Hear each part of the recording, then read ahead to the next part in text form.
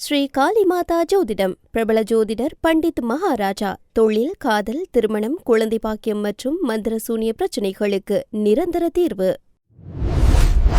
This is Kural Media, your trusted source for global news. இது குரல் media செய்திகள்.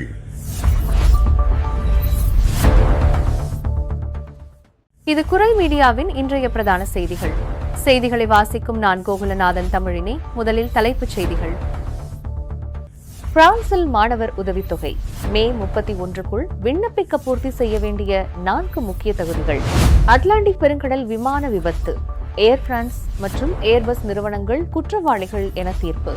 பிரான்சில் எரிபொருள் விலை உயர்வை சமாளிக்க 1.2 பில்லியன் யூரோக்கள் நிதி ஒதுக்கீடு.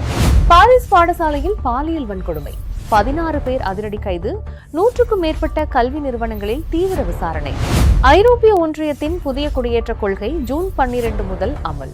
தகுதியற்றவர்களை உடனடியாக திருப்பி அனுப்ப முடிவு. பிரான்சில் நள்ளிரவு கார் துரத்தல், விபத்தில் சிக்கிய அகதிகளின் கார், குழந்தைகள் உட்பட 8 பேர் காயம். பிரான்சில் வெளிநாட்டவர்களுக்கு புதிய கெடுபிடி. ஆபத்தான வெளிநாட்டவர்களை அதிக நாட்கள் காவலில் வைக்க செனட் ஒப்புதல். தொடர்பான விரிவான செய்திகள். பிரான்சில் 2026-27 கல்வியாண்டிற்கான மாணவர் உதவித்தொகையை பெறுவதற்கு கிரௌஸ் இணையதளத்தில் விண்ணப்பிக்கும் நடைமுறை மே 1 முதல் தொடங்கியுள்ளது. மாணவர்களின் நிதி சுமையை குறைக்கும் இந்த உதவித்தொகையை பெற திரையில் காட்டப்படும் இணையதளத்தில் தகுந்த ஆவணங்களுடன் மே 31 விண்ணப்பங்களை சமர்ப்பிக்க வேண்டும். மேலும் பிரான்சின் கடல் கடந்த பிராந்தியங்களில் பயிலும் மாணவர்களுக்கு ஆண்டுக்கு 300 யூரோக்கள் கூடுதலாக வழங்கப்படும் என தெரிவிக்கப்பட்டுள்ளது. இந்த உதவித்தொகையை பெற விண்ணப்பதாரர்கள் முக்கியமாக 4 தகுதிகளை பூர்த்தி செய்ய வேண்டும். முதலாவதாக, முதல் முறையாக விண்ணப்பிக்கும் மாணவர் செப்டம்பர் 1 நிலவரப்படி 28 வயதிற்கு உட்பட்டவராக இருக்க வேண்டும். இருப்பினும் மாற்றுத்திறனாளிகள், குழந்தையுள்ள பெற்றோர் அல்லது சிவில் சேவையில் உள்ளவர்களுக்கு இந்த வயது வரம்பில் விலக்கு உண்டு. இரண்டாவதாக, பெற்றோரின் 2024 ஆண்டின் மொத்த வரி வருமானத்தை அடிப்படையாக கொண்டு ஆண்டுக்கு 1454 முதல் 6335 யூரோக்கள் வரை நிதியுதவி கணக்கிடப்பட்டு வழங்கப்படும். மூன்றாவதாக, மாணவர் பொது அல்லது தகுதியுள்ள தனியார் கல்வி நிறுவனத்தில் தொடக்க பயிற்சியில், அதாவது முழுநேர படிப்பில் பதிவு செய்திருக்க வேண்டும். பணிவழி பயிற்சி அல்லது மாற்று பயிற்சி செய்யும் மாணவர்களுக்கு இந்த உதவித்தொகை கிடைக்காது. நான்காவதாக, வெளிநாட்டு மாணவராக இருந்தால் முறையான குடியிருப்பு அனுமதி மற்றும் குறைந்தபட்சம் 2 ஆண்டுகளாக பிரான்சில் வரி செலுத்தும் குடும்பமாக இருப்பதற்கான சான்றை அளிக்க வேண்டும், அல்லது பிரான்சின் ஆஃப்ரா அமைப்பால் அங்கீகரிக்கப்பட்ட அகதிகளாக இருக்க வேண்டும். கடந்த 2009 ஆண்டு ஜூன் 1 பிரேசிலின் ரியோ டி ஜெனிரோவில் இருந்து பாரிஸ் நகரை நோக்கி புறப்பட்ட ஏர் பிரான்ஸ் நிறுவனத்தின் பயணிகள் விமானம் வழியில் பயங்கர புயலில் சிக்கி 38,000 அடி உயரத்திலிருந்து அட்லாண்டிக் பெருங்கடலில் விழுந்து மூழ்கியது. இந்த பயங்கர விபத்தில் விமானத்தில் பயணித்த 216 பயணிகள் மற்றும் 12 விமான குழு ஊழியர்கள் என மொத்தம் 228 நபர்களும் பரிதாபமாக உயிரிழந்தனர். இந்த விபத்தில் பலியானவர்களில் பெரும்பாலானோர் பிரான்ஸ், பிரேசில் மற்றும் ஜெர்மன் நாட்டு குடிமக்கள் என்பது குறிப்பிடத்தக்கது. இந்நிலையில் இந்த கௌர விபத்திற்கு ஏர் பிரான்ஸ் மற்றும் அந்த விமானத்தை தயாரித்த ஏர்பஸ் நிறுவனங்கள்தான் காரணம் என்று பாரிஸ் மேல்முறையீட்டு நீதிமன்றம் தற்போது அதிரடி தீர்ப்பு வழங்கியுள்ளது.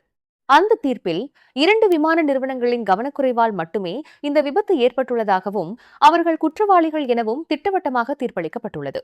இதன் மூலம் கடந்த ஏப்ரல் 2023 ஆண்டு அவர்களை குற்றமற்றவர்கள் என விடுதலை செய்து வழங்கப்பட்ட முந்தைய தீர்ப்பு அதிரடியாக ரத்து செய்யப்பட்டுள்ளது. கிட்டத்தட்ட 8 வாரங்களாக நடைபெற்ற இந்த வழக்கின் தீவிர விசாரணையில் சம்பந்தப்பட்ட 2 விமான நிறுவனங்களும் விபத்திற்கு தாங்கள் காரணமில்லை என முன்வைத்த வாதங்களை நீதிமன்றம் முற்றிலுமாக நிராகரித்துள்ளது.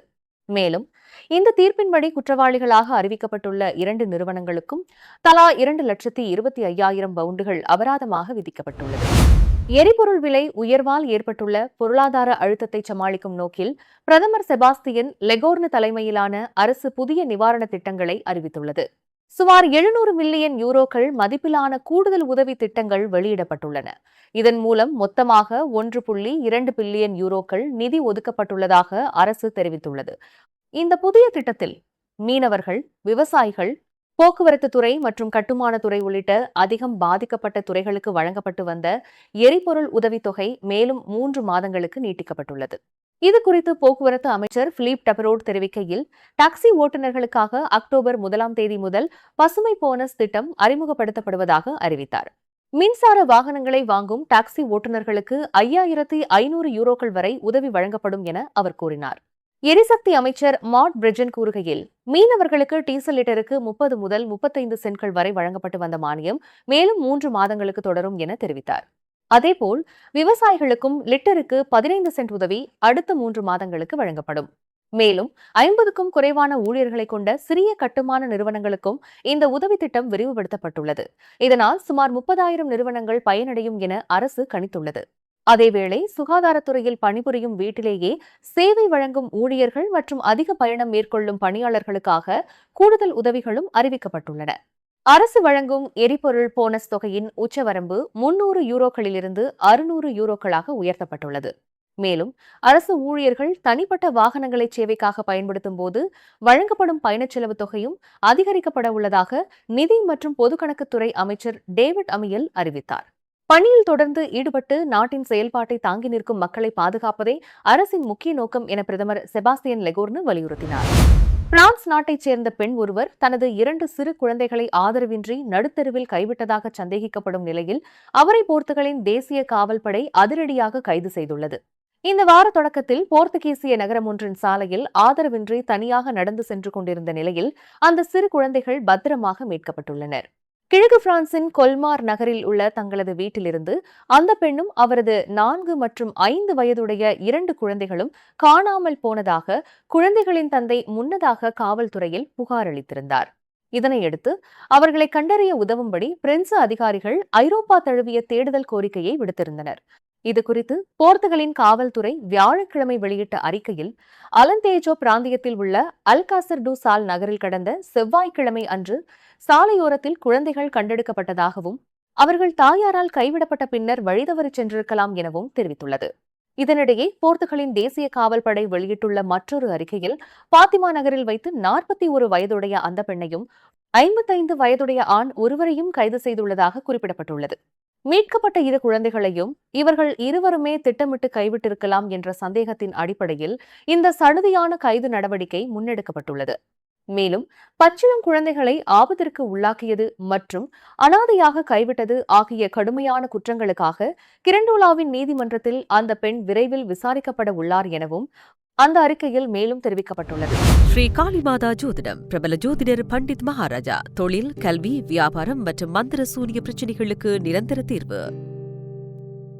பாரிஸின் 7ஆம் மாவட்டத்தில் உள்ள செயின்ட் டாமினிக் பாடசாலையில் பாடத்திட்டத்திற்கு அப்பாற்பட்ட செயல்பாடுகள் நடைபெறும் நேரத்தில் பாலியல் வன்முறை மற்றும் சிறார்களுக்கு எதிரான தாக்குதல் குற்றச்சாட்டில் 16 பேர் காவல்துறையினரால் அதிரடியாக காவலில் வைக்கப்பட்டுள்ளனர்.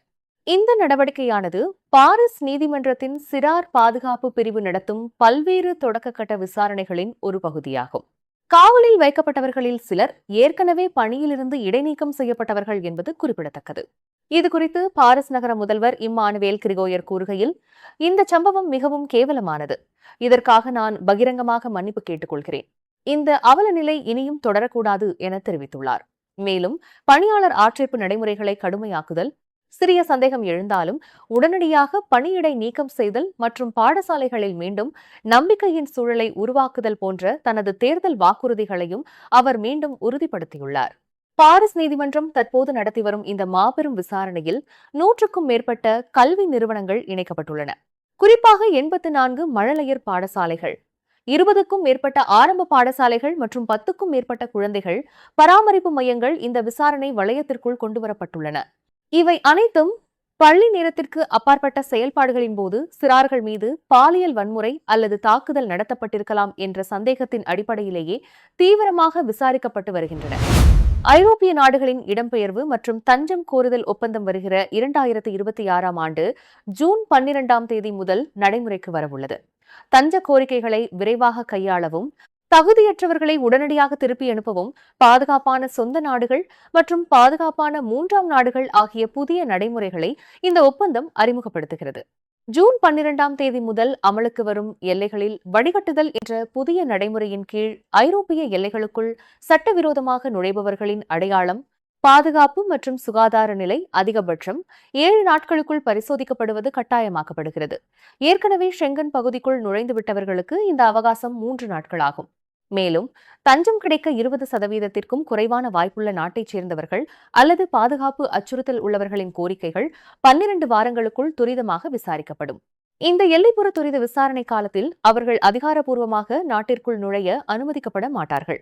ஒருவேளை கோரிக்கை நிராகரிக்கப்பட்டால் உடனடியாக அவர்களை திருப்பி அனுப்பும் நடைமுறையும் அங்கேயே தொடங்கப்படும்.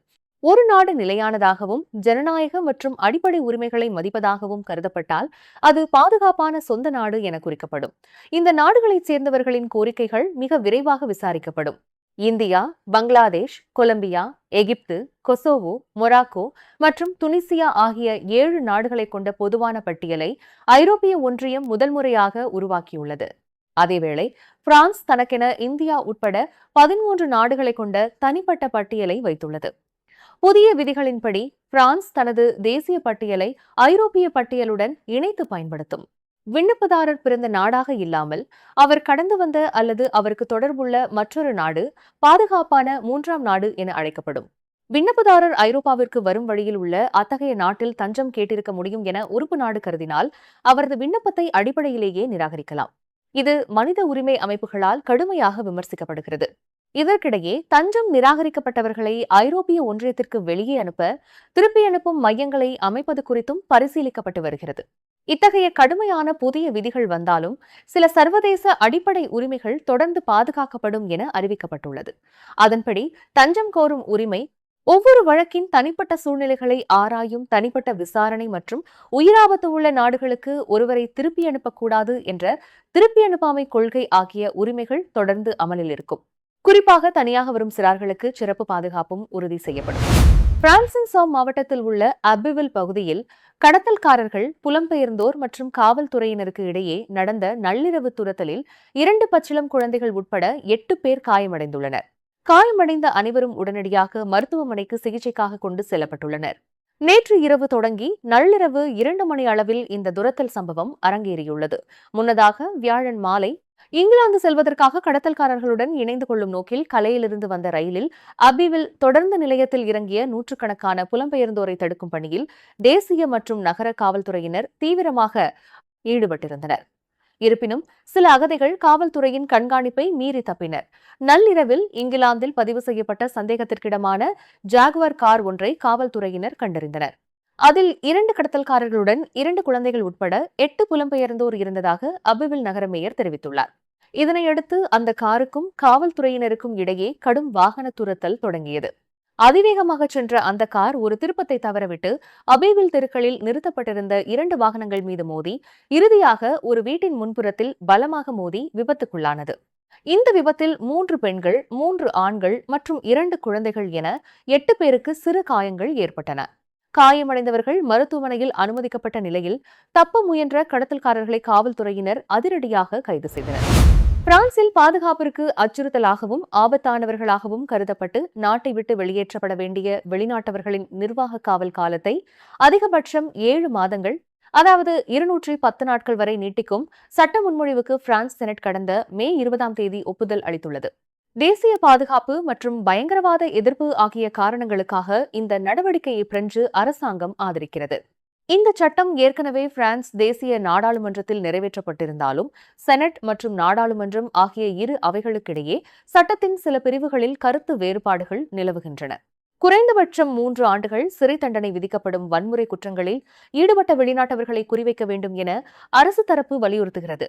ஆனால் குறைந்தபட்சம் 5 ஆண்டுகள் சிறை தண்டனை விதிக்கப்படும் கடுமையான குற்ற செயல்களில் ஈடுபட்டவர்களை மட்டுமே குறிவைக்க வேண்டும் என செனட் கருதுகிறது. எனவே இதனை சரி செய்ய ஒரு இணை சேர்க்கை குழு மூலம் சமரச அறிக்கை உருவாக்கப்பட உள்ளது. தற்போதைய விதிகளின்படி சாதாரண நிர்வாக காவல் 90 நாட்களாகவும் பயங்கரவாத குற்றவாளிகளுக்கான காவல் 180 நாட்களாகவும் உள்ளது. ஆனால் இந்த புதிய சட்டம் இரண்டையும் 210 நாட்கள் வரை நீட்டிக்கும். மீண்டும் மீண்டும் காவலில் வைக்கப்படும் வெளிநாட்டவர்களுக்கு மொத்த உச்ச வரம்பாக சாதாரண குற்றங்களுக்கு 360 நாட்களும் பயங்கரவாத குற்றங்களுக்கு 540 நாட்களும் நிர்ணயிக்கப்பட உள்ளன. 2017ஆம் ஆண்டு முதல் நடந்த 34 பயங்கரவாத தாக்குதல்களை சுட்டிக்காட்டிய உள்துறை அமைச்சர் லாரண்ட் நுனேஸ் இந்த சட்டம் தற்போதைய சூழ்நிலைக்கு மிகவும் தேவையானது என வலியுறுத்தினார். மேலும் தீவிரவாத நோக்கத்துடன் நடத்தை சீர்கேடு காட்டும் நபர்களுக்கு கட்டாய மனநல பரிசோதனை செய்யும் புதிய உத்தரவும் உருவாக்கப்படுகிறது. கடந்த 2024ஆம் ஆண்டு பிலிப்பைன் என்ற மாணவி கொலை செய்யப்பட்ட வழக்கில் சந்தேக நபர் சமீபத்தில்தான் நிர்வாக காவலில் இருந்து வெளியேறியிருந்தார் என்பது பெரும் அதிர்வலைகளை ஏற்படுத்திய நிலையில் இந்த விவாதம் மீண்டும் தீவிரமடைந்துள்ளது. எனினும் காவல் காலத்தை முடிவில்லாமல் நீட்டிப்பதால் நாட்டை விட்டு வெளியேற்றுவது பலனளிக்காது என இடதுசாரி கட்சிகள் இதனை கடுமையாக எதிர்க்கின்றன. மறுபுறம் பாதுகாப்புக்கு அச்சுறுத்தலான வெளிநாட்டவர்களை வெளியேற்ற வேண்டுமெனில் சில கட்டுப்பாடுகளை ஏற்க வேண்டியது அவசியம் என வலதுசாரி கட்சிகள் ஆதரவு தெரிவித்துள்ளன. நீங்கள் இதுவரை கேட்டது குரல் மீடியாவின் பிரதான செய்திகள். மேலும் இதுபோன்ற செய்திகளை அறிய குரல் மீடியாவை சப்ஸ்கிரைப் செய்யுங்கள்.